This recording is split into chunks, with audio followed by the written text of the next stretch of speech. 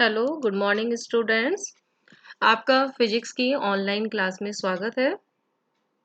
आज BSc part third के students के लिए क्वांटम मैकेनिक्स का टॉपिक फोटो इलेक्ट्रिक इफेक्ट आज हम लेके आए हैं। इस टॉपिक को हम 2 लेक्चर्स में कंसीडर करेंगे। तो आपका लेक्चर 4 और लेक्चर 5 जो है वो फोटो इलेक्ट्रिक इफेक्ट के ऊपर ही है, इसलिए हमने इस लेक्चर को नाम पार्ट फर्स्ट दिया है और जो हम लेक्चर 5 पढ़ेंगे उसको हमने पार्ट सेकंड दिया है।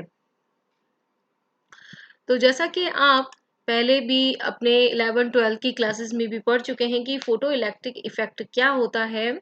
तो यहाँ पर हमने यही बताया है कि फोटो इलेक्ट्रिक इफेक्ट एक्चुअली क्या है कि किसी भी अगर मेटल सरफेस पर, यहाँ पर देखिए जैसे आपके लिखा भी हुआ है मैंने कि मेटल सरफेस पर यदि सफिशिएंट हाई एनर्जी के लाइट को गिराया जाता है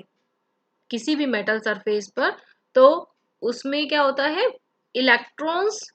इमिट होना शुरू हो जाते हैं, यानी कि इलेक्ट्रॉन्स निकलने लग जाते हैं। और जो ये इलेक्ट्रॉन निकल रहे हैं उनको फोटो इलेक्ट्रॉन्स कहते हैं। और इन फोटो इलेक्ट्रॉन्स के कारण जो करंट प्रोड्यूस होती है, करंट फ्लो होता है, उसको हम फोटो इलेक्ट्रिक करंट कहते हैं। सिंपल इफेक्ट है, कोई ऐसा ज्यादा इसमें नहीं है कि अगर हम किसी भी सरफेस पर लाइट प्रकाश को गिरा रहे हैं, बस कंडीशन क्या है कि सफिशिएंटली हाई फ्रीक्वेंसी, यानी कि फ्रीक्वेंसी जो है उसकी ज्यादा होनी चाहिए, तो उससे इलेक्ट्रॉन्स बाहर निकल जाएंगे। बाहर निकलने के इलेक्ट्रॉन जो है उनको फोटो इलेक्ट्रॉन्स कहेंगे, और अगर उनके कारण करंट फ्लो हो रही है तो उसको हम फोटो इलेक्ट्रिक करंट कहेंगे। ठीक है, अब ये जो इफेक्ट है इसको स्टडी करने के लिए एक एक्सपेरिमेंट किया गया। जो एक्सपेरिमेंट का अरेंजमेंट था वो आपको डायग्राम में दिखाया हुआ है, और जो उसके पार्ट्स थे अलग अलग उनको हमने यहाँ पर लिखा हुआ है। तो इस अरेंजमेंट में क्या था एक्सपेरिमेंट में कि एक इवैक्यूएटेड क्वार्ट्ज ट्यूब ली गई, ये रही। तो इवैक्यूएटेड क्वार्ट्ज ट्यूब यहाँ पर ली गई जिसमें 2 प्लेट्स को लिया गया, P1 और P2 को। ठीक है, अब P1 जो है उस पर अल्ट्रावायलेट लाइट गिराई गई। ठीक है, जिसकी वजह से क्या होगा, इस प्लेट पे से इलेक्ट्रॉन्स जो है वो इमिट होना शुरू कर देंगे, और इमिट्स होने के बाद वो सेकंड प्लेट पर जाना शुरू कर देंगे, क्योंकि हमारे आप देखेंगे तो P1 जो है वो बैटरी के नेगेटिव पार्ट है, और P2 जो है वो पॉजिटिव पार्ट है बैटरी का, क्योंकि यहाँ पर देखिए ये क्रॉस हो रहा है, तो जिसकी वजह से P1 जो है वो प्लस से, और P1 जो है वो माइनस से, और P2 प्लस से जुड़ा हुआ है, यानी ये जो है वो फोटो कैथोड कहलाता है, और P2 जो है उसको हम एनोड कहते हैं। ठीक है, अब इसके बाद यहाँ पर जो ये कम्यूटेटर लगा हुआ है, इसकी मदद से हम क्या करें, इसकी डायरेक्शन को चेंज कर सकते हैं। यानी जैसे अभी जो स्थिति है स्टार्टिंग की कि P1 कैथोड है, P2 एनोड है, लेकिन अगर हम चाहें तो इनकी जो पोलरिटी है उसको चेंज कर सकते हैं, यानी कि P2 पर हम नेगेटिव पोटेंशियल और P1 पर पॉजिटिव पोटेंशियल भी दे सकते हैं with the direction change in direction of the battery with the help of commutator. ठीक है, अब इन फोटो इलेक्ट्रॉन्स के कारण जो P1 से इमिट हुए हैं, तो इन फोटो इलेक्ट्रॉन्स के कारण क्या होगा, सर्किट कंप्लीट होने की वजह से करंट फ्लो होगी। ठीक है, और जो ये फोटो करंट प्रोड्यूस होगी उसको मेजर करने के लिए यहाँ पर एक सेंसिटिव माइक्रोमीटर लगाया जाता है ए। ठीक है, और साथ में ही P1 और P2 के मध्य जितना भी पोटेंशियल वोल्टेज लगाया जा रहा है उसको मेजर करने के लिए हमने यहाँ पर एक वोल्ट मीटर लगाया हुआ है। तो हमारे जो पार्ट्स थे कि evacuated quartz tube, P1, P2, A, K और V के बारे में हमने आपको इनिशियल जानकारी दे दी है। अब इस एक्सपेरिमेंट में हम करते क्या है कि स्टार्टिंग में जो आपको अरेंजमेंट दिखाई दे रहा है उसी को रखा जाता है। P1 कैथोड की तरह और P2 जो है वो एनोड की तरह वर्क कर रहा है, और हम क्या करते हैं, इस पर जैसे ही लाइट गिराई जाती है, तो हम क्या करते हैं, स्टार्टिंग में फिक्स जो उसकी फ्रीक्वेंसी है उसको, हर एक फ्रीक्वेंसी को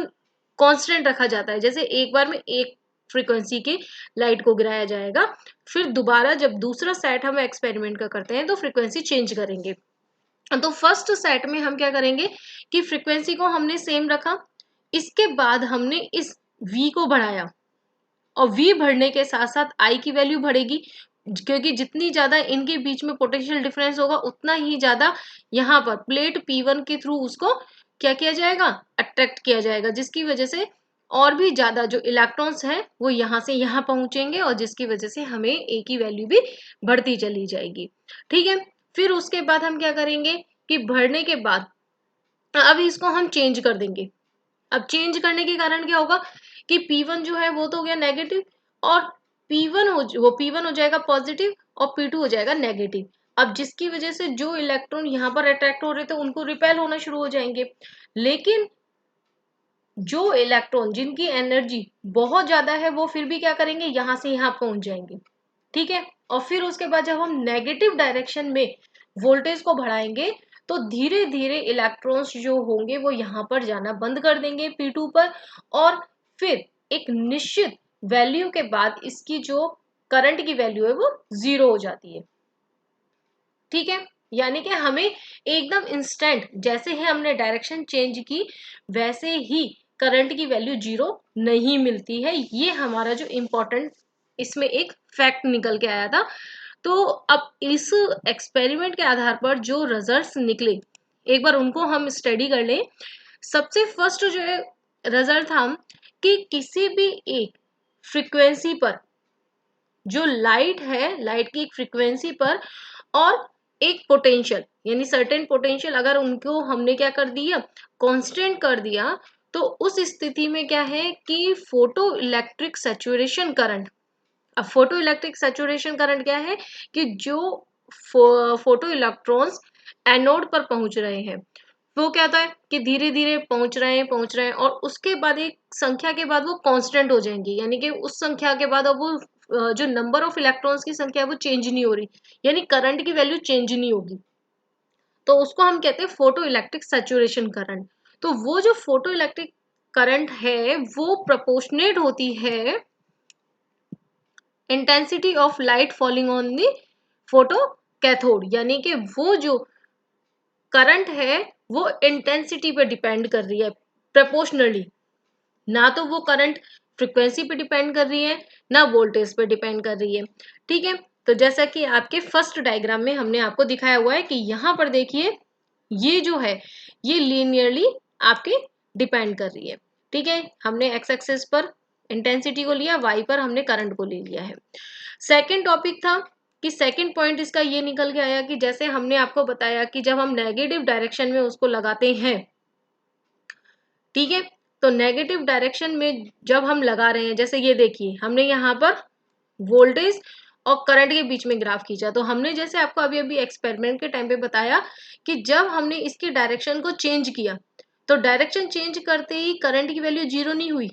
क्या हुआ कि उसकी संख्या कम होने लग गई, क्योंकि इलेक्ट्रॉन्स जिनकी काइनेटिक एनर्जी इतनी सफिशिएंट नहीं थी कि वो उसको पार करके, रिपेल एनर्जी को पार करके वहां तक पहुंच पाए, तो वो नहीं जा पाएंगे। तो जिसकी वजह से क्या हुआ कि उनकी संख्या कम होती जाएगी, कम होती जाएगी, लेकिन एक लिमिट के बाद, यानी कि यहाँ पर जो ये जो है -V0, तो ये जो लिमिट है जिस पर कि फोटो इलेक्ट्रिक करंट की वैल्यू 0 होती है, जिसको हमने नाम दिया है स्टॉपिंग वोल्टेज V0। तो यहाँ पर जो ये स्टॉपिंग वोल्टेज है, पोटेंशियल की वैल्यू है, स्टॉपिंग वोल्टेज की जो वैल्यू है वो डिपेंड नहीं करती, does not depends on the intensity of light, यानी कि वो उसकी इंटेंसिटी पे डिपेंड नहीं करती है। ठीक है,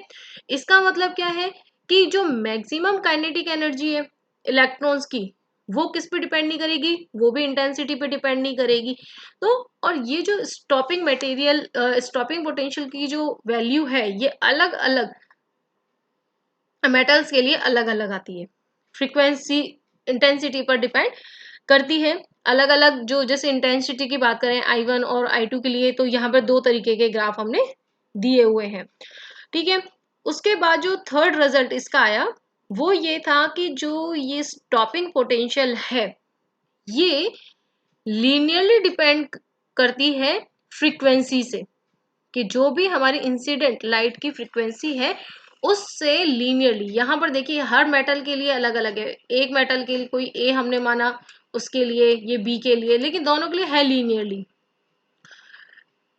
ठीक है, और जितनी ज्यादा जो स्टॉपिंग पोटेंशियल है यानी मैक्सिमम काइनेटिक एनर्जी है वो फ्रीक्वेंसी के बढ़ने के साथ साथ भी बढ़ती है।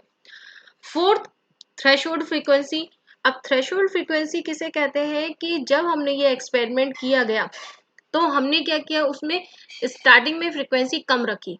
अब कम रखी तो उसमें हमने ये देखा कि एक लिमिट के बाद ही हमें फोटो इलेक्ट्रिक इफेक्ट जो है वो देखने को मिलता है, यानी कि फ्रीक्वेंसी की भी एक लिमिट है,